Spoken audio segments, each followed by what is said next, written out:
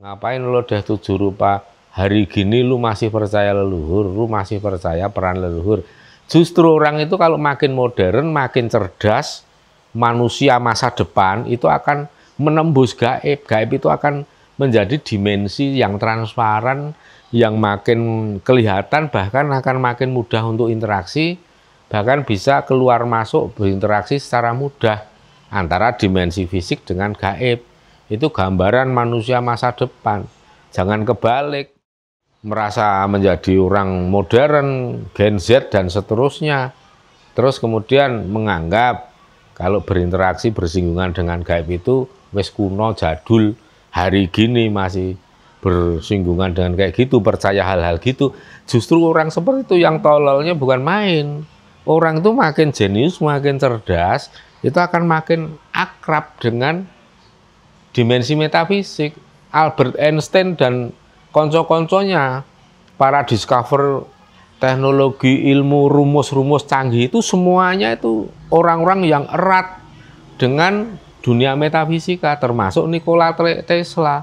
Bahkan bisa memahami perjalanan roh setelah mati itu ternyata masih bisa berperan. Orang secanggih, sejenius dia percaya. Ya kalian orang sebodoh kamu yang pantas nggak percaya karena Anda bodoh gitu kan.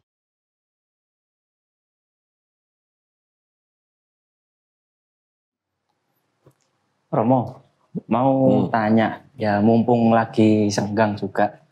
Kan sebetulnya kemarin itu sudah mau pulang balik ke Surabaya, tapi terus kok rasanya masih pengen di sini gitu loh, makan lagi santai juga, masih pengen di sini. Terus ternyata hari ini kok dimasak ke lodeh pitulungan gitu, niki wow. Lodeh 7 rupa. Lodeh 7 rupa wow. Nah, niku nopo memang ada dawuh atau gimana itu? Pas gitu loh, timingnya pas gitu. Mungkin memang momentumnya yang pas dan tidak bisa dibilang kebetulan juga. Mungkin mamahmu kan baru nggak enak badan, belum sehat banget, jadi kalau masak lodeh sendiri juga repot. Dan kayaknya mamamu kan juga bilang kan kalau pengen banget makan lodeh bikinan mami. Ya, pernah bilang itu memang. Dan kemarin juga nggak bilang, tapi kemarin nggak bilang. Kalau kemarin bilang mungkin rencana dibikinkan lodeh, tapi bukan 7 rupa. Lodeh biasa. Lodeh biasa. Nah ini kenapa hari ini kok ada lodeh pitulungan? Sebenarnya ini perintah leluhur, Eyang Agengnis Putri yang perintah. Jadi tadi malam itu jam 3, Eyang Agengnis Putri bangunin mami. Tidur kan, bangunin, terus diperintah supaya pesen sayuran 7 rupa untuk bikin lodeh pitulungan. Lodeh 7 rupa. Seperti biasa kan, kalau belanja di pasar tinggal buka HP, terus WA ke temennya yang di pasar yang udah langganan itu, minta beberapa sayuran, diantaranya ada kluweh. Jadi ada kluweh, ada waluh, ada labu, kulit melinjo, dan sayuran yang lain. Jumlahnya jadi 7. Jadi tadi sayur itu isinya 7 sayur itu? 7 macam sayur. 7 macam? Ya, 7 macam sayur. Jadi memang itu yang disebut pitulungan karena memang isinya itu 7. Terus kalau sayur yang benar-benar lodeh ala Jogja atau Jawa itu kan menggunakan ini ya, bumbunya salah satunya pakai tempe semangit. Nah itu kan tadi ada tempenya yang setengah busuk. Ya. Nah itu semangit, namanya tempe semangit. Itu kalau lodeh ditambahkan tempe semangit sebagai bumbu itu akan sempurna rasanya. Standar sempurna lah itu. Sempurna maksudnya dalam ini ya standar lidahnya orang Jawa khususnya Jogja untuk membuat sayur lodeh itu sempurnane sayur lodeh pakai tempe semangit. Tempe semangit itu termasuk 7 itu atau? Enggak, itu bumbu masuknya. Oh bumbu. Bumbu. Jadi kalau bumbu kan di Google itu kan banyak ya, kalau kita browsing itu kan ada salam Laos, merica, ya, dan lain-lain. Bawang merah, bawang putih. Ya itu ada standar bumbu. Lodeh kan mudah kalau di browsing, tapi di sini ada tambahan tempe semangit. Itu kalau lodehnya orang Jogja khususnya, dan itu yang paling digemari para leluhur. Terutama sayur lodeh itu paling digemari oleh Kanjeng Panembahan Senopati. Tapi ternyata nggak hanya Panembahan Senopati saja yang suka dahar lodeh pitulungan ini. Wong tadi nyatanya justru yang pertama kali rawuh ke sini kan Eyang Ageng Nis Putri ngajak Eyang Ageng Nis Kakung dahar paling dulu. Mateng langsung dahar. Terus ada Ki Ageng Mangir Wonoboyo, terus woro-woro kok banyak leluhur, makanya ini tadi banyak leluhur agung langsung dorawuh bruduk pada makan sayur lodeh. Ya tentu saja pasti nggak ketinggalan Kanjeng Panembahan Senopati dan dilanjutkan leluhur-leluhur yang lain. Ini kenapa kok ada perintah sayur 7 rupa? Kenapa ya? Ya ini pertanyaannya kan. Sayur 7 rupa itu tidak sembarang sayur karena itu merupakan sinyal SOS, tanda bahaya. Begitu ada lampu SOS atau sinyal SOS dinyalakan, berarti kan di situ ada tengara, ada seseorang minta pertolongan, itu kan. Sinyal SOS dinyalakan, nanti tim SAR atau tim pencari atau penolong korban itu kan akan membaca, oh di sana ada sinyal SOS, berarti ada sesuatu yang sifatnya darurat dan butuh pertolongan. Nah itu yang terjadi seperti itu. Lodeh 7 rupa itu seperti hanya kita menyalakan sinyal SOS, berarti ini tanda darurat, tanda ada mara bahaya. Nah, sekarang kalau kita tanya lebih lanjut lagi, mara bahaya macam apa yang akan terjadi? Ya ini mara bahaya yang bukan dari alam semesta ya, terutama alam semesta tetap banyak mara bahaya, tetapi itu bukan menjadi prioritas utama dari perintah membuat sayur dan makan sayur lodeh 7 rupa. Tapi karena akan ada penyakit. Nah, penyakit ini bentuknya jenisnya seperti flu, sebenarnya ya seperti flu. Apa flu Cina apa? Tapi kalau tidak ditangani serius, ayo kita sembarangan, ya mungkin bagi orang-orang yang memang sudah punya daya kekebalan tubuh tinggi, itu ya mungkin efeknya nggak begitu dahsyat ya. Tapi bagi orang-orang yang rentan terkena virus, atau bagi orang yang sehat, kuat, tetapi saat terkena virus flu itu sedang dalam kondisi kecapean, kelelahan, atau sedang stres, kalut, galau, cemas. Nah, itu akan menjadi magnet bagi semua penyakit untuk menyerang tubuh. Karena orang yang sedang cemas, galau, resah, gelisah, ketakutan, itu seperti membuka benteng dirinya. Jadi pagar yang untuk membentengi dirinya dari berbagai macam penyakit itu dilepas. Itu kondisinya orang yang sedang stres, orang yang sedang kalut, galau, ketakutan, atau juga orang yang sedang kecapean, kelelahan bekerja, itu bisa. Maka ada istilah, oh stamina sedang drop.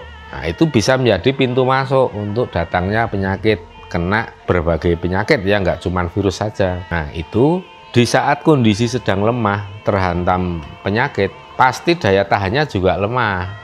Bolongan pertanyaannya jebol. Efeknya juga lebih parah, Beda kalau kita sedang fit betul, sedang semangat, gembira, bahagia. Itu kalau kehantam virus di dekatnya orang flu mungkin nggak kena.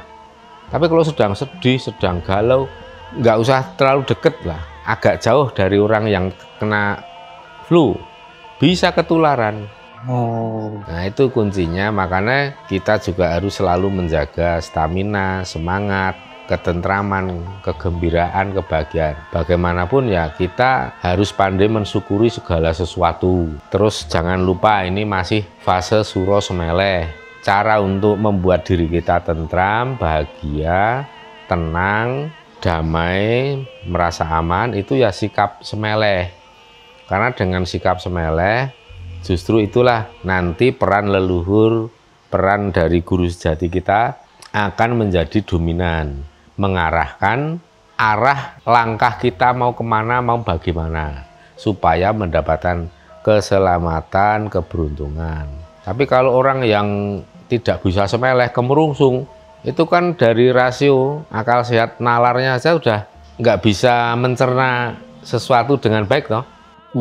Orang yang gelisah, orang yang marah, orang yang sedang ketakutan itu kan nggak bisa berpikir rasional, nggak bisa berpikir bijaksana, serampangan. Ngapunten, kalau misalkan kayak mengeluh itu nopo nggih, ndak semeleh. Mengeluh itu juga ndak semeleh, coba mengeluh itu biasanya cenderung menyalahkan lingkungan, menyalahkan orang lain, menggerutu, ya. Kenapa aku begini, kenapa keadaan begini? Ya daripada waktu habis buat menggerutu, mengeluh, kita buang energi sia-sia kan. Mending kita berpikir yang positif, rencanakan sesuatu untuk menghadapi, menghindari segala sesuatu yang tidak mengenakan ini, kan begitu. Gunakan energinya itu untuk produktif daripada untuk membuang-buang energi. Kita akan kehilangan energi positif kalau mengeluh, menggerutu. Ya, kehilangan energi, kehilangan tenaga kan berarti waktu, pikiran, bahkan biaya. Untuk mengeluh itu kan butuh biaya. Butuh makan, butuh sesuatu hal yang menjadi sarana untuk menggerutu kan butuh itu.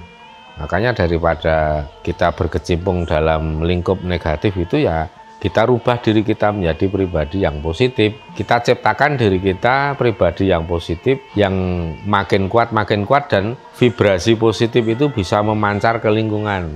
Jadi orang-orang yang di sekitar kita bisa ikut terkena induksi positif. Akhirnya apa? Antar energi positif itu saling menguatkan, saling menopang, menjadi kekuatan besar, semangat besar untuk meraih harapan, untuk mencapai target, cita-cita. Nah itu butuh kayak seperti itu. Kalau positif ketemu negatif, adu kuat. Kalau menang negatifnya yang dominan, ya nanti yang positif tenggelam menjadi negatif. Makanya kalau kita sedang terkena aura negatif itu ya kita harus segera menyadari, oh nggak boleh terlalu lama seperti ini. Harus segera keluar, semangat. Karena hidup ini kalau sudah hilang semangat ya nggak ada gunanya.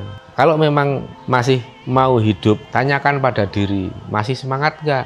Kalau semangat yang kita rasakan itu mulai meredup, kita tanya, apa sih gunanya kita hidup?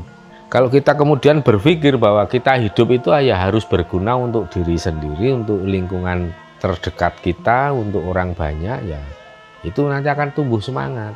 Karena orang yang bisa menghidupkan lingkungan, menghidupkan orang-orang di sekitar itu justru akan menjadi orang yang tangguh, makin kokoh, makin kuat, mampu memancarkan vibrasi yang positif ke segala penjuru. Itu yang menjadi orang kebal terhadap berbagai macam penyakit, berbagai macam penderitaan, dan selalu saja orang seperti itu mendapat solusi yang bagus. Setiap kali ada kesulitan, setiap kali ada masalah itu mudah banget mendapatkan solusi. Karena dari dalam dirinya udah menebarkan sesuatu yang positif sifatnya. Entah itu energi, vibrasi, semuanya positif. Nah ini termasuk dalam hal menangkal dari adanya penyakit. Ya kita harus selalu semangat, positif, dan seterusnya. Itu akan menjadi benteng buat kita. Akan meningkatkan kekebalan tubuh kita juga. Termasuk ini dari sisi spiritual, sayur lodeh ini untuk menguatkan kita supaya nanti leluhur itu tahu bahwa oh ini siapa saja yang menyalakan sinyal SOS. Maka kita membuat sayur lodeh, memakannya. Sebelum kita memakan ya ambillah satu mangkok, ya secukupnya aja lah, nggak usah terlalu besar. Dihaturkan, disajikan untuk para leluhur agung, khususnya kepada beliau Kanjeng Panembahan Senopati, kepada Ki Ageng Nis dan Nyi Ageng Nis. Itu karena leluhur yang memang menggunakan lodeh tujuh lupa ini untuk sinyal, untuk bahasa komunikasi. Sedangkan Eyang Ageng Nis Kakung Putri itu yang memerintahkan. Makanya kita haturkan kepada tiga leluhur itu, Ki Ageng Nis, Nyi Ageng Nis, Kanjeng Panembahan Senopati. Ki Ageng Nis, Nyi Ageng Nis itu eyangnya Kanjeng Panembahan Senopati, atau Kanjeng Panembahan Senopati itu cucunya Eyang Ageng Nis, kan gitu. Tadi sudah pada dar semua. Dan tadi belum lama Eyang Ageng Nis Putri menyampaikan kenapa diperintah membuat sayur lodeh tujuh rupa, karena kita akan menghadapi perubahan cuaca, dan ini akan banyak virus yang mengakibatkan penyakit flu. Tapi flu-nya itu tidak boleh dianggap enteng, karena bagi orang-orang tertentu, sebagian orang itu bisa berakibat fatal. Oleh karena itu ya monggo kita bagi sedulur-sedulur yang sebelum makan sayur lodeh 7 rupa saat ini, ya segera luangkan waktu untuk membuat sayur lodeh 7 rupa. Setelah itu disajikan ke leluhur dan yang lainnya dimakan serumah.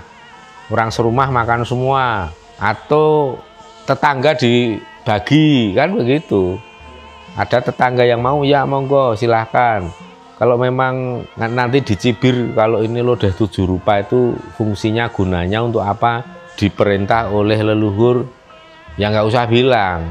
Pokoknya mau nggak saya bagi lodeh 7 rupa. Jadi kita butuh lapang dada. Kadang kita mau nolong orang yang kita tolong juga nggak paham, ya gagal paham, malah kitanya yang diomelin, yang segala macam lah. Ngapain lodeh 7 rupa? Hari gini lu masih percaya leluhur, lu masih percaya peran leluhur. Justru orang itu kalau makin modern, makin cerdas, manusia masa depan itu akan menembus gaib. Gaib itu akan menjadi dimensi yang transparan, yang makin kelihatan, bahkan akan makin mudah untuk interaksi, bahkan bisa keluar masuk berinteraksi secara mudah antara dimensi fisik dengan gaib. Itu gambaran manusia masa depan. Jangan kebalik, merasa menjadi orang modern, Gen Z dan seterusnya, terus kemudian menganggap kalau berinteraksi bersinggungan dengan gaib itu wis kuno, jadul, hari gini masih bersinggungan dengan kayak gitu, percaya hal-hal gitu. Justru orang seperti itu yang tololnya bukan main. Orang itu makin jenius, makin cerdas, itu akan makin akrab dengan dimensi metafisik.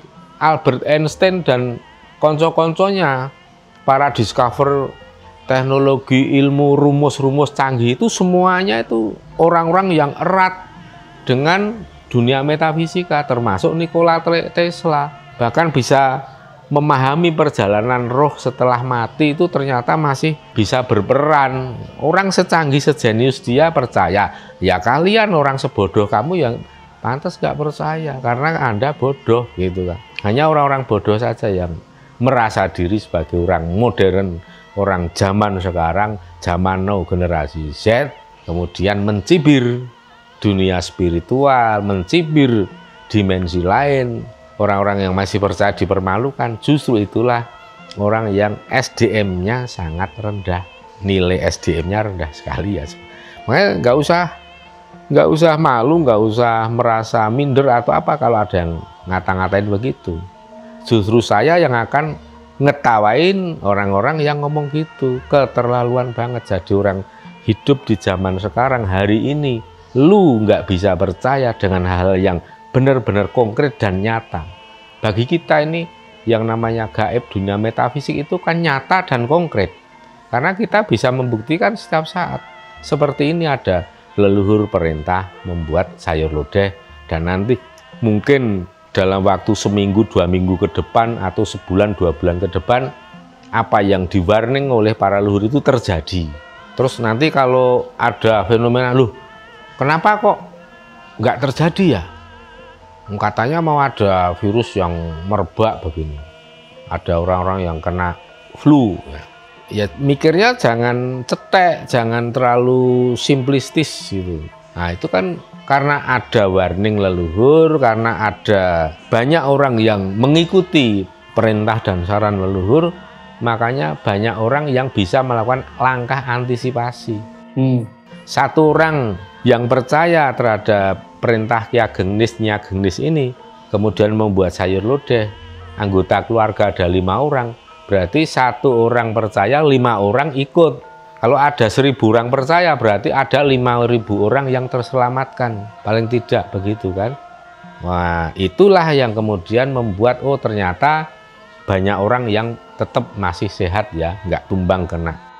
Ngapunten, misal ini misal bikin sayur lodeh itu, nah yang tahu kan cuma 1 orang. Misalkan anggota hanya 5 itu, yang 2 nggak tahu. Pokoknya tahunya cuma di rumah masak lodeh gitu, tapi tetap makan. Kenapa itu juga termasuk mengirimkan sinyal? Padahal yang 2 ini kan sebetulnya enggak tahu. Iya, kalau 1 rumah minimal ada 1 orang yang paham kenapa harus membuat sayur lodeh 7 rupa. Terus kemudian sayur lodeh itu ada Ya mungkin semangkok kecil aja nggak apa-apa yang dihaturkan ke leluhur yang dawuh, seperti kita jelaskan tadi. Leluhur yang dawuh siapa? Eyang Ageng Putri, Eyang Ageng Kakung, terus Kanjeng Panembahan Senopati. Udah diaturkan ketiga leluhur itu. Setelah diaturkan, itulah terjadi kontak batin, kontak spirit, dan leluhur akan menangkap sinyal yang dibuat oleh orang tersebut. Oh, ini banyak sekali yang membuat sayur lodeh sinyalnya pada tanker lip di berbagai kota, berbagai pulau, itu banyak yang bikin. Leluhur kalau menebar energinya kan gampang.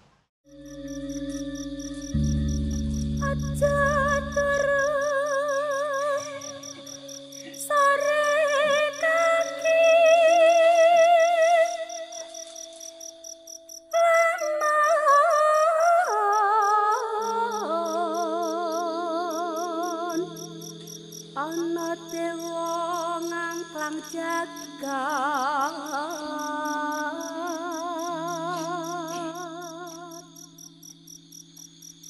nyangking bokor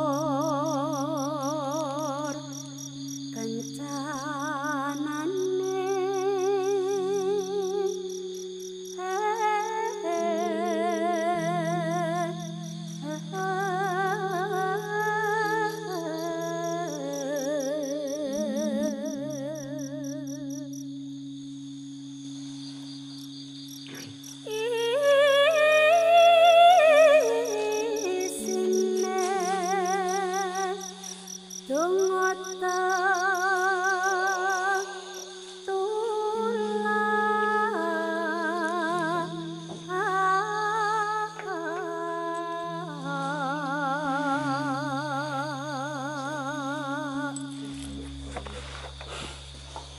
sandang kelawan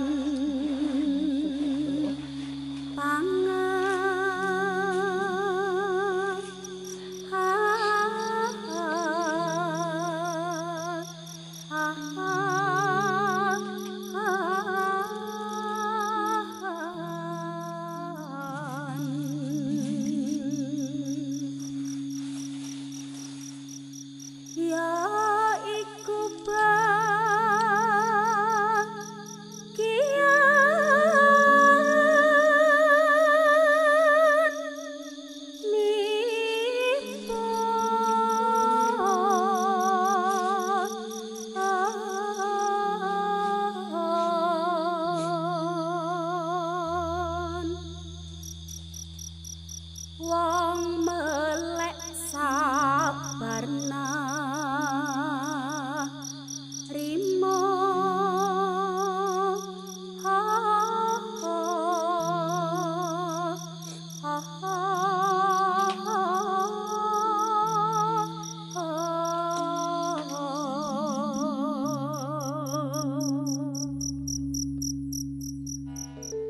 Itu kan berarti kan ada leluhur yang koyok di barat kok dewa nganglang jagat nyangking bokor.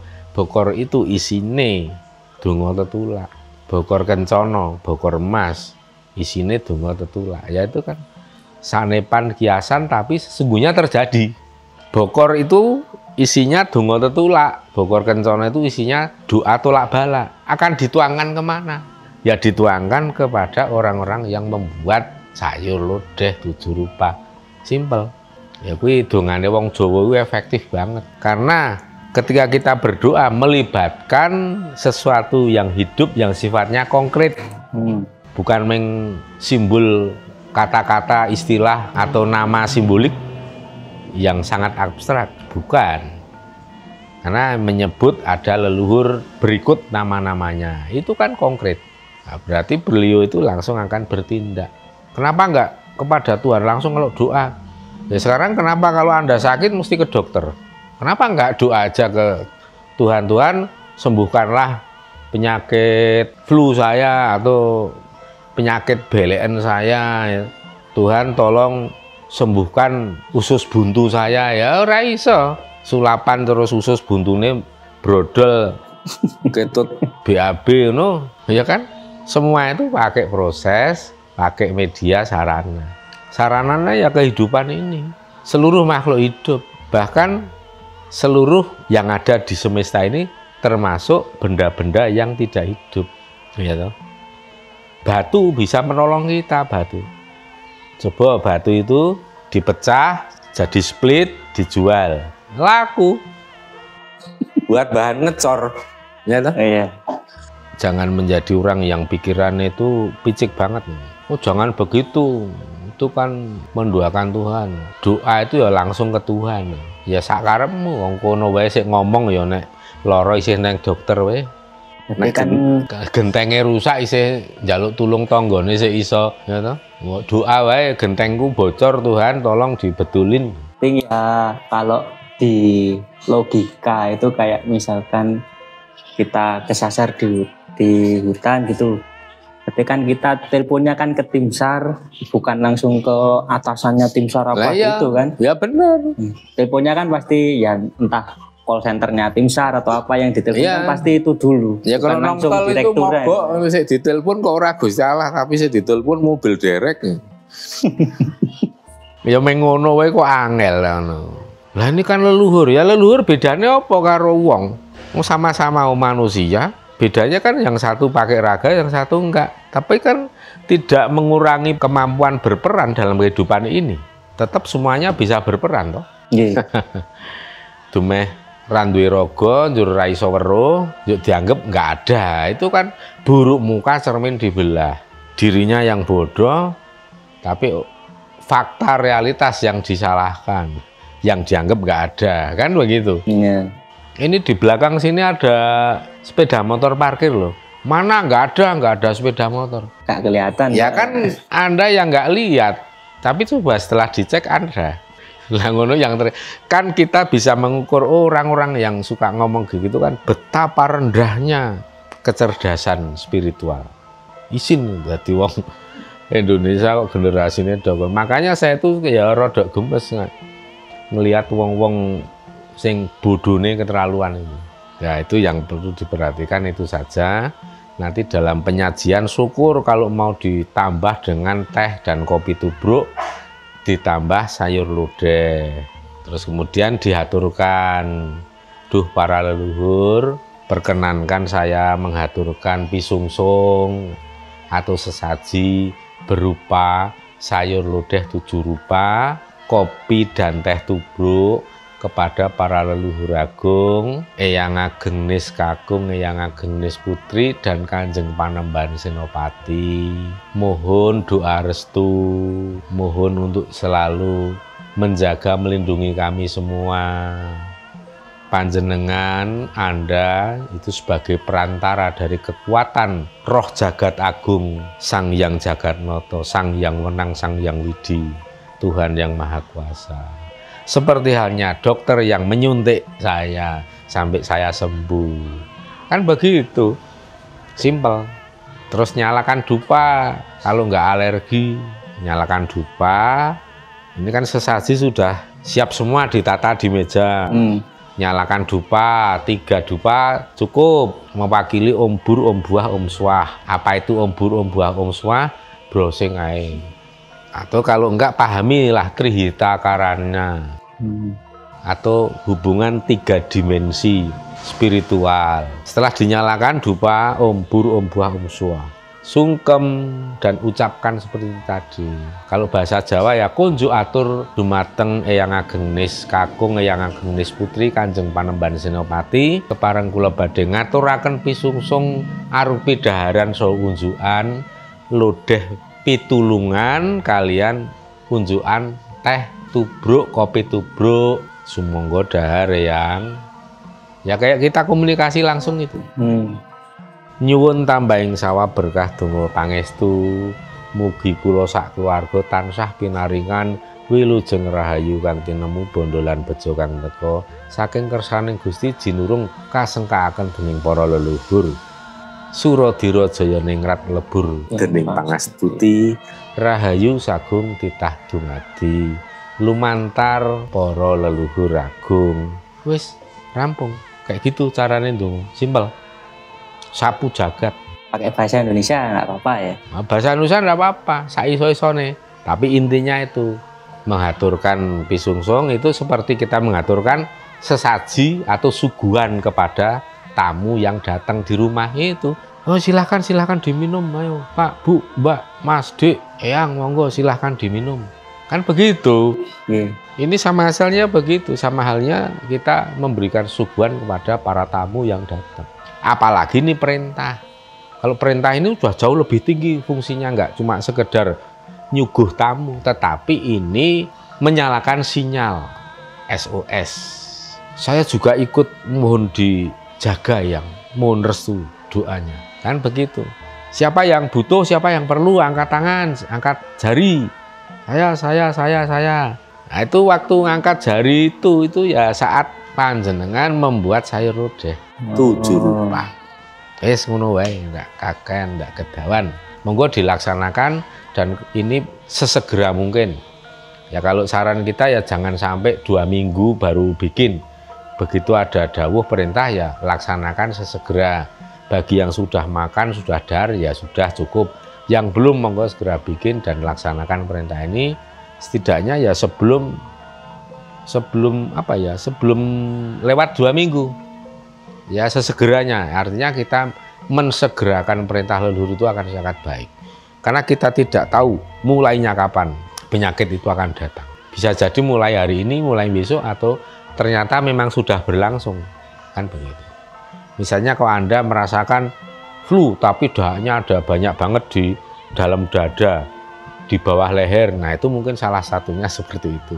Kalau Anda selamat, ya tidak tumbang, berarti Anda selamat lolos melewati fase itu. Nih gitu saja, nanti mungkin dalam waktu sebulan, 2 bulan, 3 bulan ke depan. Dan pesan kita hati-hati nanti ya di akhir bulan puasa Ramadan, masuk Lebaran, betul-betul dari sekarang harus jaga stamina, jaga kesehatan, ya, supaya apa? Anda tidak overweight, nah, supaya tidak kebanyakan makan karena banyak menggiling makanan di malam hari, habis makan sahur atau buka lanjut tidur itu akan menumpuk lemak dan di akhir bulan biasanya rumah sakit penuh sampai nolak-nolak pasien. Jangan sampai terjadi dan menimpa keluarga panjenengan, maka jauh-jauh hari saya ingatkan, ya. Kalau memang bagi yang berpuasa, berpuasalah sungguh-sungguh. Artinya berat badan di akhir bulan harus turun. Ya, maka sekarang timbang berat badan, nanti akhir bulan puasa timbang lagi. Kalau berat badan Anda naik berarti gagal. Prihatin. Tapi kalau berat badan turun, Anda berhasil prihatin. Nggih gitu mawon.